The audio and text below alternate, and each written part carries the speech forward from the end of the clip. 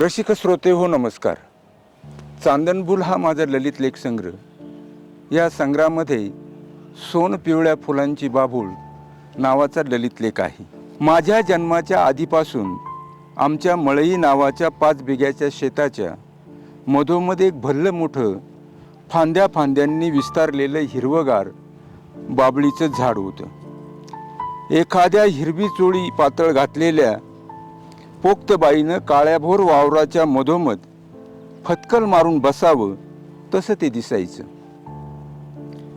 त्याचं बूट जरी काळं कुट्ट असलं तरी ते खाली लोंबलेल्या हिरव्यागार फांद्या आड झाकून गेल्यानं नजरेत भरत नव्हतं. त्याने मधोमध अशी 2-2.5 पांडाची जागा अडविल्याने ती बिगर उत्पन्नाची होती. त्यामुळे ते तोडून टाकण्याचे मनसुबे घरातील माणसांनी अनेकदा रचले. पण कोणती ना कोणती कारणं आड आली आणि बाभळीचं मरण टळत गेलं. वावराच्या मध्यभागी असल्याने तिला मधली बाभूळ असेच सर्वजण म्हणायचे. शेतात गव्हाची कांद्याची निंदणी असली, खुरपणी असली की आई माझी झोळी बाभळीच्या फांद्यांना बांधून झोका द्यायची. झोका देऊन आई निंदणीसाठी निघून जायची. हलणाऱ्या फांद्या मला झोप लागेपर्यंत झोळी हलवून झोपी लावायच्या.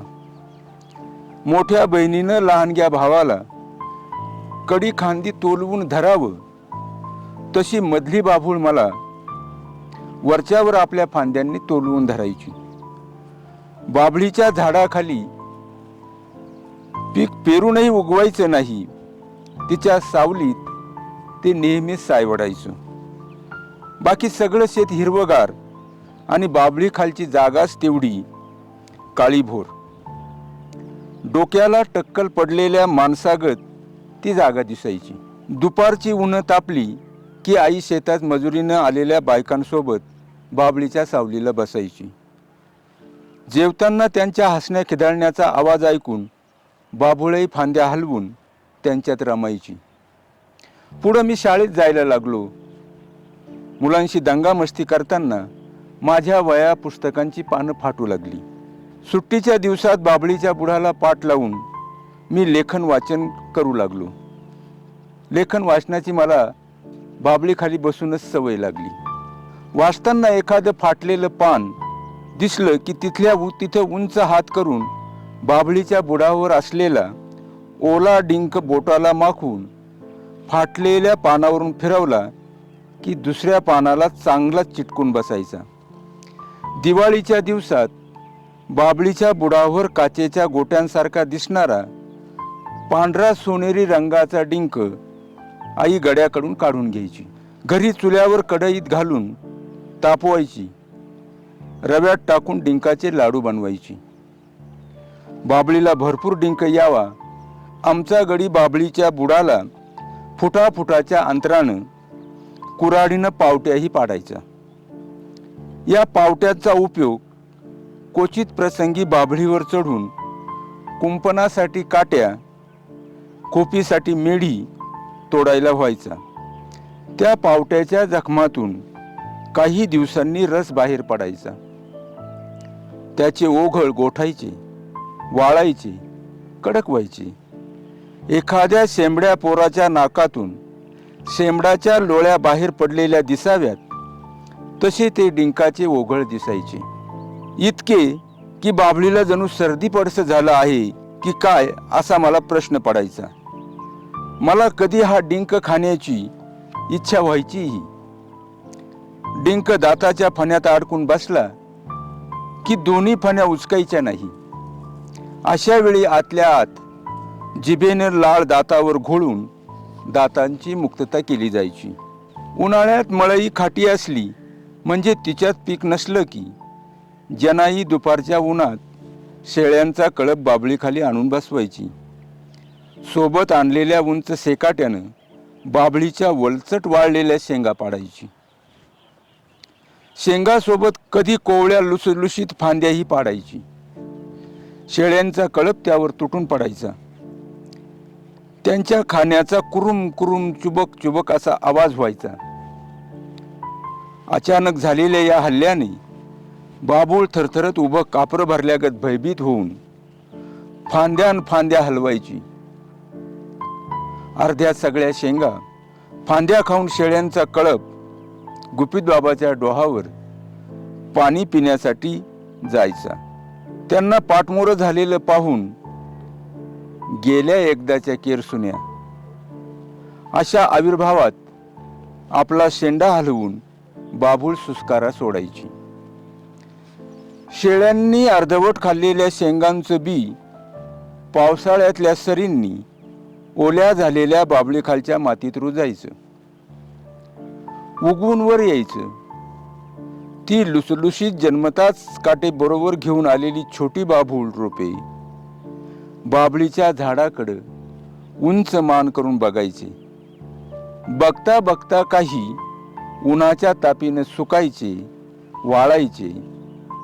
उरलेले जगण्यासाठी जीव धरून राहिलेले बाबळीखाली बसणाऱ्या बायका खुरप्यानं खुरपून त्यांचा जीव घ्यायच्या. उपवासाच्या दिवशी बाईनं न्हावून ओट्यावर उन्हात केस वाळवीत बसावं, तशी पावसाळ्यात बाबूळ पावसाच्या सरीनं ओली चिंब झालेली आपला हिरवा पानसंभार अधूनमधून पडणाऱ्या उन्हात वाळवत बसली आहे असं वाटायचं. तिची ती हिरवी कंच पानं एखाद्यानं आपल्या काळ्याभोर केसांना खोबरेल तेल चोपडल्यागत चमकावे, तसे पानावर अडकलेल्या पानांच्या थेंबांनी उन्हात चमकायचे. उन्हाळ्यात वाळलेल्या काळ्या गाईगत दिसणारी बाभूळ पावसाळ्यात खाऊन खाऊन अंगी पिंडी पोचलेल्या म्हशीगत गुबगुबीत दिसायची. लग्न मांडवात नवरीनं हळद लावून मिरवावं, तशी ती आषाढात सोनपिवळ्या फुलांची चादर पांघरून नटून थटून बसल्यासारखी दिसायची. खाली मळईच्या मातीत डुलणारं हिरवं बाजरीचं पीक आणि मधोमध उभा करून ठेवलेला हा हळदुल्या फुलांचा गुच्छ पाहून माणसांबरोबर रानपाखरही बाबळीकडे आकर्षित व्हायची. बाबळीच्या कोवळ्या फांदीवर ताकात घुसळणारी रवी उलटी करून धरावी, तसे त्या फांदीवरच्या हिरव्या दांडक्याच्या वर असलेल्या बोंडातून पिवळी धमक गोलाकार आकाराची फुलं फुलायची. ती जमा करून हातात धरली की रेशीम राख्यांनी हाताला गुदगुल्या कराव्या, तशी ती फुलं कुरवाळताना वाटायचं. पण ही फुलं कितीही सुंदर मऊ असली तरी कुणी त्याचा वापर देवपूजेसाठी कधी केला नाही, की गजरा करूनही केसात माळलाही नाही. ती रानातच उमलायची, फुलायची आणि गळून पडली की मातीतच मिसळायची. खरं तर बाभळीलाच आपल्या फुलांचं वेड लागल्यासारखं दिसायचं. कोणीतरी रांगोळी आणून द्यावी, तसा वारा आपल्या हातांनी ती फुलं पाडून द्यायचा आणि बाभूळ आपल्या पायाशी त्या पिवळ्या फुलांची रांगोळी काढायची. या मधल्या बाभळीपासून आपल्या जीवाला धोका नाही याचा रानपाखरांनाही विश्वास वाटायचा. म्हणूनच काही कावळ्यांनी तिच्या शेंड्याकडच्या फांद्यांच्या बेचकाळ्यात 4-2 घरटे केले होते. सुगरण पक्ष्यांनीही तिच्या निमुळत्या होत गेलेल्या फांद्यांना 10-20 खोपे विणले होते. काही अर्धवट तर काही पूर्ण विणलेले. सौसांजेला दिवस बुडायच्या बेताला रानात कामाला आलेली माणसं घराकडे निघाली की बाभळीवर वास्तव्यास असलेली पाखरं बाभळीवर येऊन बसायची. पाखरांचा चिवचिवाट वाढायचा. तेव्हा बाभूळच आनंदानं गाणं म्हणते असं वाटायचं. बाजरी निमरावर आली की शिवारात पाखरांची नुसती जत्रा भरायची. पाखरांच्या झुंडी बाभळीवर येऊन बसायच्या. त्या भारानं बाभूळ वाकायची, लेकुरवाळ्या बाईगत दिसायची. बाभळीवर बसल्या बसल्या कोणती कणसं खाण्याजोगी आहे त्यावर पाखरांच्या झुंडी उतरायच्या. पाखरं टपाटप दाणे टिपायची. बांधावरचं गवत कापीत असलेल्या गड्याचं पाखरांकडे लक्ष जाताच तो तिथूनच हा हू करीत ओरडायचा. पण लापट पाखरं बसून असायची. तो बाभळीवर दगड भिरकावायचा. एखाद्याच्या खाडकन थोबाडीत मारावी तसा दगडाचा आवाज बाभळीच्या बुडाला लागल्याने व्हायचा. पाखरं जीवाच्या आकांताने सैरभैर पळायची. 4-2 दिवसात पाखरांचा सळ जास्तच वाढायचा. मग मात्र बांधावरचा गडी बाभळीच्या झाडावर चढून सरळ 4 मेढी तोडायचा. आडवे तिडवे टाकण्यासाठी बाभळीचे दांडे तोडून पिकाच्या मधोमध मेढी रोवून माळा घालायचा. त्यावर उभं राहून गोफणीनं दगड फेकून पाखरं उडवायचा. काही निबरगट पाखरं बाभळीच्या पालवात लपून बसायची. डोळा चुकवून पिकावरही पडायची. बंदुकीतून एका मागोमाग एक गोळ्या सोडाव्या तसा गडी गोफणीतून बाभळीवर दगड भिरकावायचा. त्या दगडाच्या माऱ्यानं बाभळीचं अंग चेचून निघायचं. आमच्या शेतातली ही मधली बाभूळ मरू जातीची असल्याने तिचं खोट चिवट तर होतच, पण तिला फारसे काटे नव्हते. जे होते ते लांब जाडजूड टोकदार. त्यांचा उपयोग मी भिरभिरं करण्यासाठी करायचो. बाजरीच्या सरमाड्या काढीत काट्याचं एक टोक खोचलं की दुसऱ्या टोकास कागदाची भिंगरी अडकवून ते पडायला नको म्हणून शेळीची लेंडीही लावायचो. आणि असं भिरभिरं उंच धरून पळालं की कागदाची भिंगरी वाऱ्यानं गोलगोल फिरायची. या भिंगरीच्या नादात पळताना कधी ठेचाळायचो, पडायचो, हाताला पायाला जखमा व्हायच्या. त्या बऱ्या करण्यासाठी आई बाभळीच्या बुडाची साल चुलीतल्या जाळानं जाळून दगडानं कुटायची.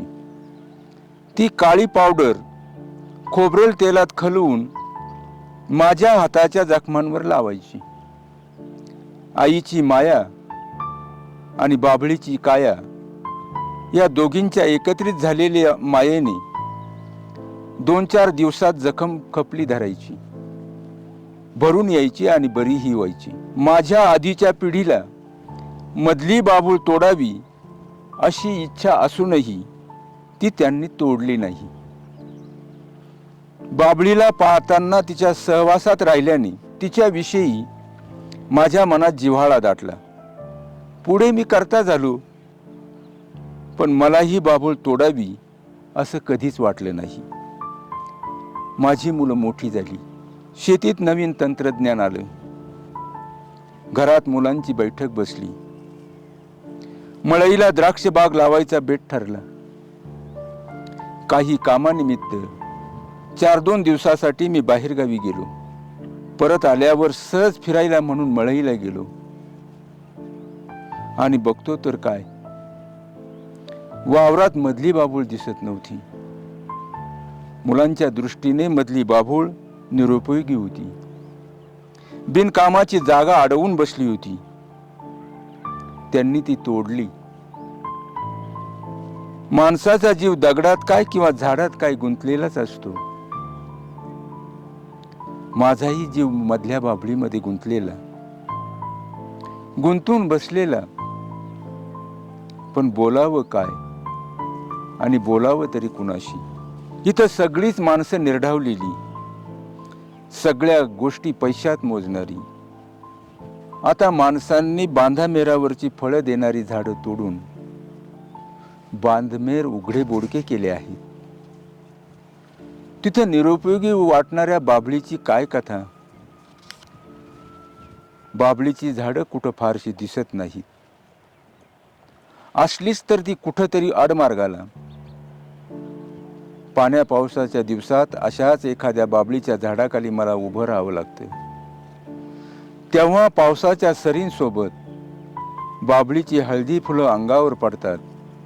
त्याने अंग शहारतं, मोहरतं, मन बालपणात घेऊन जातं आणि आठवत राहते मधली बाभूळ सोन पिवळ्या फुलांनी लदबदलेली, रानपाखरांच्या चिवचिवाटानं सजलेली, रानपाखरांच्या चिवचिवाटानं सजलेली. धन्यवाद.